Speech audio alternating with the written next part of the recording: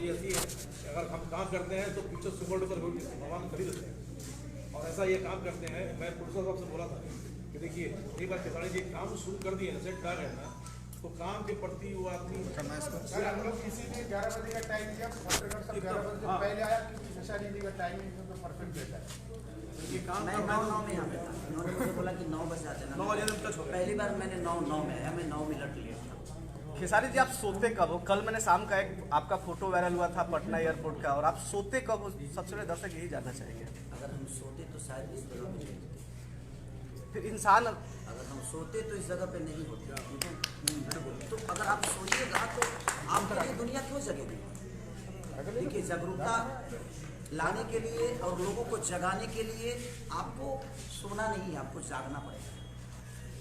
जब आप सोते, आप अच्छा काम नहीं करते हो तो आपका बाप, आपका माँ, आपकी परिवार आपसे पीछे हो जाता है कि अरे यार कुछ करता ही नहीं है, तो आप पे रिस्क नहीं लेती। तो जब आपकी जनता जान जाएगी कि ये तो सोता रहता है यार, ये तो खत्म आदमी है, तो फिर हमारे लिए हमारी जनता मेहनत क्यों करेगी?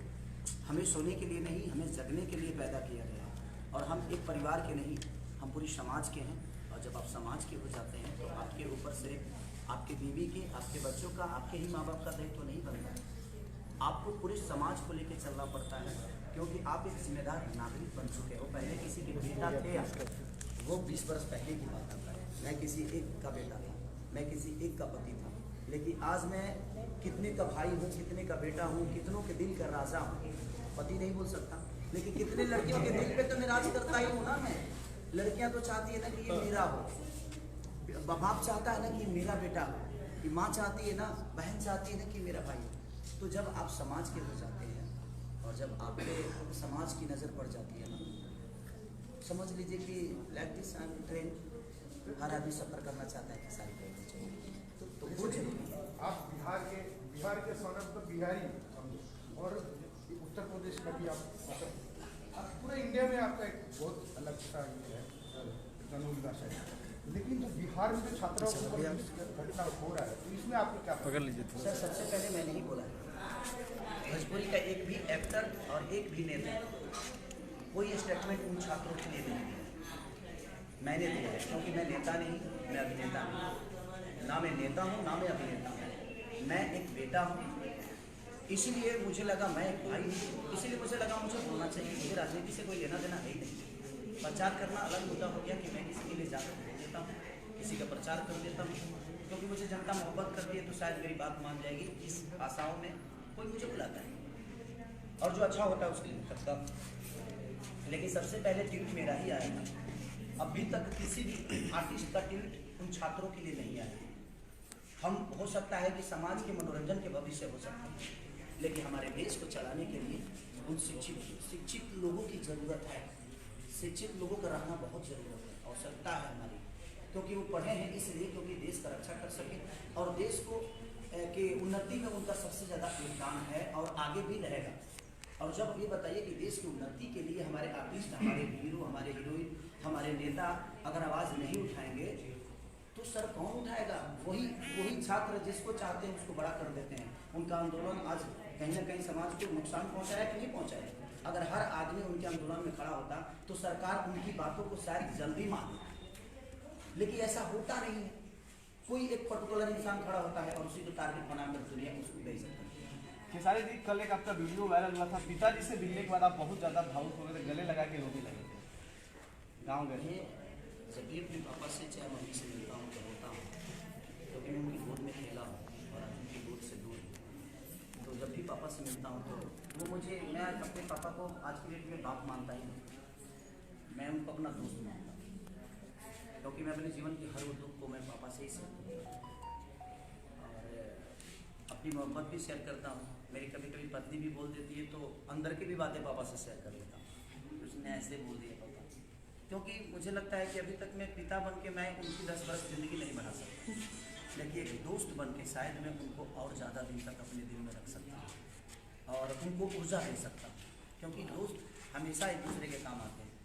और माँ पिता का मैं हर इंसान से ही बोलूँगा कि जब आपके माँ पिता बुज़ुर्ग हो जाएं तो उनको फादर का दर्जा मत दीजिए, उनको दोस्त का दर्जा दे दीजिए, ताकि आपके हर दुख सुख में वो साथ रहें और आप उनसे शेयर भी कर सकें और उनका अनुभव आपको हमेशा प्राप्त हो सके। मैं पिछले दिनों बिहार गया था, पिताजी का आपका इंटरव्यू लिया था, तो पिछले दिनों की कहानी बताते जब खेसारी लाल यादव जी का कोई नाम नहीं था, कितना स्ट्रगल किए, कैसे हरे राम गा रहे थे। उस समय के खेसारी जी और आज के खेसारी जी में क्या फर्क है? कि होता क्या, ड्राइवर तो मैं उस समय भी था, बशर्ते उस समय मैं एक साइकिल का ड्राइवर था, आज मैं फॉर्च्यूनर का ड्राइवर हूँ, आज मैं BMW का ड्राइवर। तो आपकी पोजीशन चेंज होते हैं, सीट चेंज हो जाती है, इंसान नहीं बदलता है, उसके कद बड़े हो जाते हैं, पद बड़े हो जाते हैं। उस समय भी मैं कपड़ा पहनता था, आज भी पहनता हूँ। उस समय थोड़ा दर्जी का सिया वो पहनता था, आज खरीद के पहनता हूँ। पहले दर्जी एक टेलर सीता था तो हर सातों भाइयों का एक ही कलर का कपड़ा खरीदाता था, लेकिन आज नहीं होता है। देखिए शरीर मॉल में जाता है तो बढ़ाना, तो फर्क देखिए शरीर में और नेचर में नहीं होता, फर्क इंसान के सोच में होती है। हमारी सोच बड़ी हुई तो हम आज यहाँ तक पहुँचे, हम मेहनत ज़्यादा किए तो यहाँ तक पहुँचे। और कोई भी दुनिया का आदमी जब मेहनत करता है तो कोई भी काम, खेसारी लाल बहुत मुश्किल नहीं है। अगर आपके अंदर मोहब्बत है तो आप खेसारी को पा लीजिए। किसी भी आदमी के लिए भगवान को पाना बहुत कठिन काम नहीं है, बशर्ते उसके लिए आपको वो श्रद्धा प्राप्त करना पड़ेगा। वो श्रद्धा आपको उस मंदिर में जाकर बोलनी पड़ेगी, वो श्रद्धा से वो फूल दिखना चाहिए भगवान के लिए। इस दुनिया में कोई स्ट्रगल नहीं करता है, सर्व स्ट्रगल नहीं फाइल है आपकी। जिस दिन भगवान के पास पहुंच जाएगी आप दुनिया के सबसे श्रेष्ठ और आपका हर वो दिन पास हो जाएगा, बशर्ते वो फाइल पहुंचाने की कोशिश करें। मैंने खुद ने जाके स्पेशली दिनेश जी का इंटरव्यू किया था, उन्होंने बोला कि खेसारी मेरा भाई है और इंडिया ने, इंडिया के बाहर भी वो मिलियन स्टार बने, मैं खेसारी के लिए सदैव खड़ा रहूँगा। कुछ स्पेशल कहना चाहेंगे दिनेश जी को? स्पेशल क्या, एक बताइए, अपने गार्जियन के लिए स्पेशल क्या कहा जा सकता है? जो खुद के लिए ही स्पेशल, वो मेरे लिए खुद ही स्पेशल है। हमेशा एक बड़ा भाई का सम्मान जो होता है वो मैं आजीवन दिनेश भैया का करता हूँ, मनोज भैया का करता हूँ, हमारे रवि भैया का करता हूँ, एक और भाई है उनका भी करता हूँ। तो मैं सबका सम्मान करता हूँ और आज भी बड़े हैं मेरे लिए, कल भी बड़े रहेंगे, आजीवन बड़े रहेंगे, क्योंकि वो आपका संस्कार है।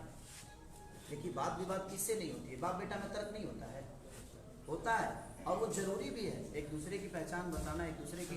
आप अगर देखिए मेरे कहने का मतलब कि कल एक विधायक अगर कुछ बोल दे तो शायद लालू जी रिएक्ट ना करें, लेकिन जब नीतीश जी बोलेंगे तो लालू जी तो रिएक्ट करेंगे ना, क्योंकि उनके भी लोग हैं। लालू जी के अपना फैन फॉलोइंग है ना, अपनी जनता है ना, तो वो जरूरी है। कभी पक्ष विपक्ष में अगर आपको खड़ा किया जा रहा है और आपको कोई अपना नेता मान लिया है, अपना बेटा मान लिया है, और जब आप बोलेंगे ही नहीं तो फिर आपको नेता और बेटा क्यों मानेगा? आप उसके हक की लड़ाई नहीं लड़ेंगे तो क्यों आपको वोट मानेगा? वो नहीं मानेगा। तो दुनिया में बात विवाद चीज़ें होती रहती है और होना भी चाहिए, उससे रिजल्ट निकलता है कि कौन सही है, कौन गलत है, कौन कितना बड़ा है, कौन कितना छोटा है, ये मायने नहीं रहता। आपके विचारधारा कितने बड़े हैं एक दूसरे के लिए, वो हमेशा सम्मान। मैं कितना भी कुछ बोल दूँ लेकिन सम्मान में किसी की कमी नहीं होती। चाहे दिनेश भैया सामने आते हैं तो मैं भरे सभा में अपने पिता का पाँव छूता हूँ तो पिता की तरह वो भी मेरे लिए है, रवि भैया भी है, मनोज जी भी है। वो किस पार्टी के हैं, वो कहाँ के हैं, वो किस जाति से, ये मायने नहीं रखता। वो मैं उनको सम्मान देता हूँ। जो एक दूसरा मेरा बड़ा भाई है उनको भी जिस दिन मिलेंगे पाँव छूना मेरा कर्तव्य है, वो मेरा संस्कार है।